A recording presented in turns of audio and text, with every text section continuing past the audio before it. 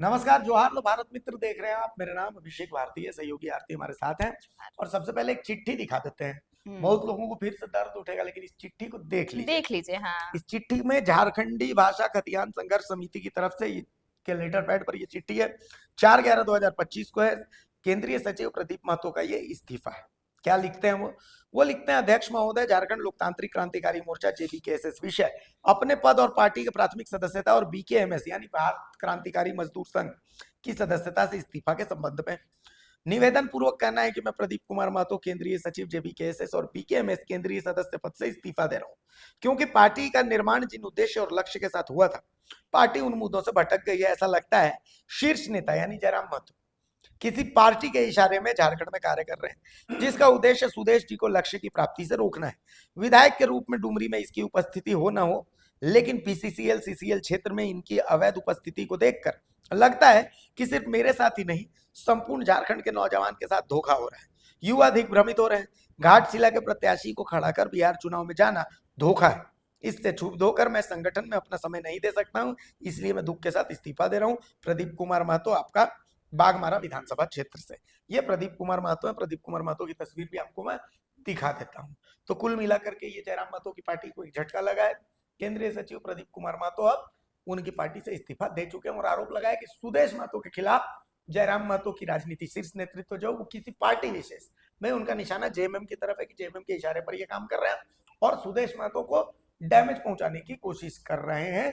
अपना क्षेत्र छोड़ करके वो बीसीसीएल और सीसीएल जहां पर काम करता है उन इलाकों में हस्तक्षेप करते हैं। अपना प्रत्याशी घाटशिला में दिया, चुनाव प्रचार विपिन सर का करने चले जाते हैं। खेसारी लाल यादव का कहते हैं कि अश्लील गानों के चलते जो है विरोध किया था, पता नहीं अब क्यों, जबकि उस समय तो भोजपुरी नाचल तो कर रहे थे। गढ़वा में जबकि वो कार्यक्रम होना था, सूरजकुंड मेला में। तो बहरहाल चलिए, आरती आप इसको समझिए।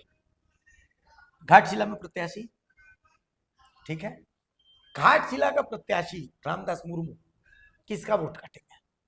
बीजेपी। बीजेपी का वोट काटेंगे, एकदम तय है। क्योंकि रेल टेका के बाद एक बात तय है हाँ, कि कुर्मी जो है जेएमएम को वोट नहीं करेगा। एक नंबर। दूसरा नंबर, बंगाल में ये सभा करने का, बंगाल में बहुत जबरदस्त भीड़, बंगाल के मन से इन्होंने सुदेश महतो को, हाँ, जबकि बंगाल दीदी दादा दोनों को निशाने पर लिया और एकदम बहुत जबरदस्त कुछ कहा उन्होंने। तरीके से हाँ, लिया निशाना। हाँ, तो बहस इस बात की होने लगी कि ये जो कार्यक्रम था ये ममता बनर्जी द्वारा प्रायोजित प्रायोजित कार्यक्रम था। था, क्योंकि इतनी भीड़ जो आई, उतनी भीड़ ममता बनर्जी के प्रायोजित भीड़ थी, इसी कारण से आई।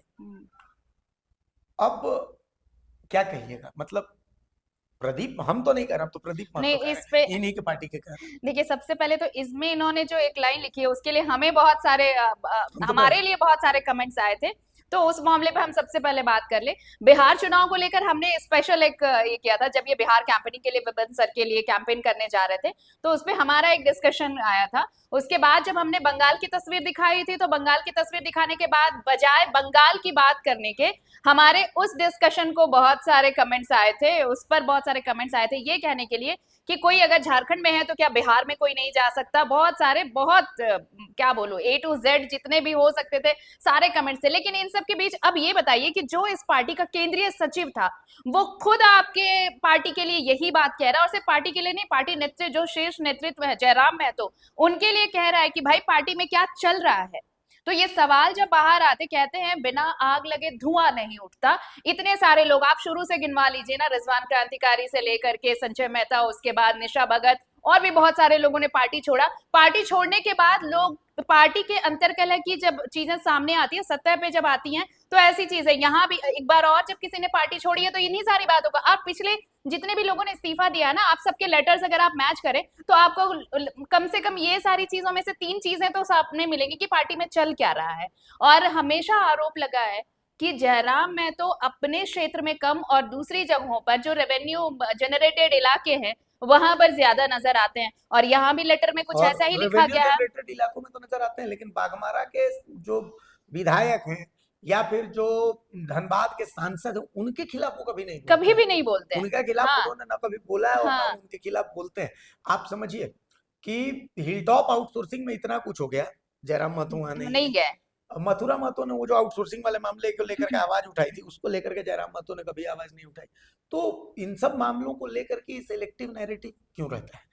तो आप सवाल पूछिएगा तो आप गलत है कि नहीं, आप सुदेश महतो सवाल, अरे सुदेश महतो कौन है? नहीं, तो आज जब हम लोग ये बात कर रहे हैं तो हमारे लिए यही सवाल आने वाले हैं कि हम सुदेश महतो के एजेंट हैं, हम सुदेश महतो के लिए काम कर रहे हैं, हम सुदेश महतो को यहाँ पर उनके लिए बैठे हैं, उनके हक में बात कर रहे हैं, उनके लिए बात कर रहे मतलब हैं। रिजवान सुदेश महतो के हाँ, एजेंट थे, निशा गिनाइए। भगत सुदेश महतो की एजेंट थी, संजय संजय मेहता जो है वो तो खैर सुदेश महतो के एजेंट होकर के उनकी हम्म, पार्टी में ही चले गए, हम्म। और तीर्थनाथ आकाश जो है वो सुदेश महतो का एजेंट है।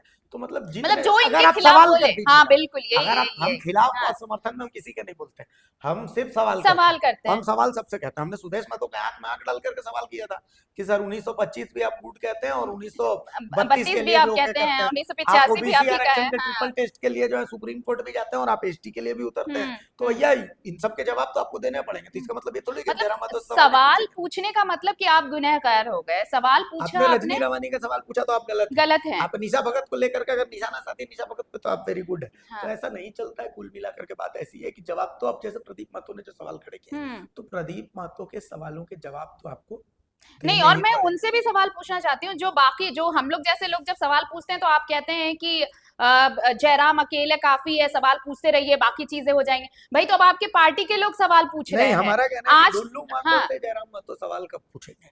बंगाल में जाकर के वो सुदेश महतो पर तो गरज सकते हैं, बहुत अच्छा, उनको सवाल पूछना चाहिए, लेकिन हम कहते हैं कि डुल्लू महतो से वो सवाल कब पूछेंगे, और वो हेमंत अब सोरेन क्यों से नहीं सवाल, पूछते, हेमंत सोरेन से सवाल कब क्यों नहीं पूछेंगे? पूछते हैं? हेमंत सोरेन से भी उनको घाटशिला में जाकर के और हेमंत सोरेन से सवाल पूछना चाहिए कि भाई सूर्य हांसदा का जो एनकाउंटर है घाटशिला में जाकर के, सूर्य हांसदा के एनकाउंटर का मामला इनको गर्म करना चाहिए कि भाई साहब आपने अभी तक तो नजर नहीं आया सूर्य है, हांसदा के अभी मामले तक पर तो जयराम ने घाटशिला में कुछ भी नहीं बोला। कहा है। तो सूर्य हांसदा के एनकाउंटर का मामला, रिम्स 2 की जमीन अधिग्रहण का मामला, ये सब मामले को घाटशिला में जाकर के गर्म क्यों नहीं कर रहे? तो खैर अब इनके घाटशिला का दौरा शुरू हो रहा है, हमको यही देखना है कि वो कौन से मुद्दे पर घाटशिला में जो है वो बात करते हैं और मांग करते हैं, बिल्कुल। इस पर नजर रहेगा। लेकिन सवाल तो हम सबसे पूछेंगे, चाहे हेमंत सोरेन और सूर्य हांसदा के लिए हम लड़े, और हमने इंसाफ की मांग हेमंत सोरेन के आंख में आंख डाल करके की। रिम्स 2 की जमीन का मामला हमने स्वास्थ्य मंत्री से भी इंसाफ की मांग की और हेमंत सोरेन से भी मांग की। चाई भाषा में लाठीचार्ज हुआ, हमने फिर से सवाल किया कि भाई साहब नो एंट्री किसके दबाव में हटाए गए और क्यों हटाए गए। तो हर सवाल तो इस इस्तीफे पर झारग्राम के विकास की बात अगर हो सकती है तो फिर झारखंड में भी कई ऐसे इलाके हैं भाई, तो आप सरकार से यहाँ भी सवाल कर सकते हैं, तो फिर यहाँ क्यों नहीं सवाल होता है? आप बंगाल में सवाल पूछ सकते हैं, तो झारखंड तो आपका अपना है, नहीं, और आप पूरे झारखंड की बात कर सकते हैं। बड़ी बात ये है कि आप घाटशिला में बिजली पानी के मुद्दे पर जो है वो इस शिक्षा का मुद्दा, हाँ। घाटशिला के लिए वो शिक्षा वहां के लोगों के लिए मुद्दा ही नहीं। आप घाटशिला में सूर्य हांसदा के मामले को गर्म क्यों नहीं कर रहे? और आप सूर्य हांसदा पे घाटशिला में चुप्पी रिम्स 2 क्यों के है? नहीं नहीं, चुप्पी आपने आवाज बुलंद की, तो आपने आवाज बुलंद की सूर्य हांसदा के मामले को लेकर के धनबाद में और रांची में, झारखंड विधानसभा में, लेकिन आप घाटशिला में जाइए आदिवासी बहुल इलाकों में और वहां बात सूर्य करिए। हांसदा को लेकर के सवाल खड़े कीजिए, तब तो हम माने। आप कोयला चोरी के खिलाफ, आपके इलाके में कोयला चोरी चल रहा है, आप डुमरी टोल प्लाजा पर बैठते हैं ना, तो उससे क्या निष्कर्ष निकला? आपने डुल्लू महतो के खिलाफ कोयला चोरी में, अगर डुल्लू महतो की क्या भूमिका, इसको लेकर के आप सवाल खड़े कीजिए।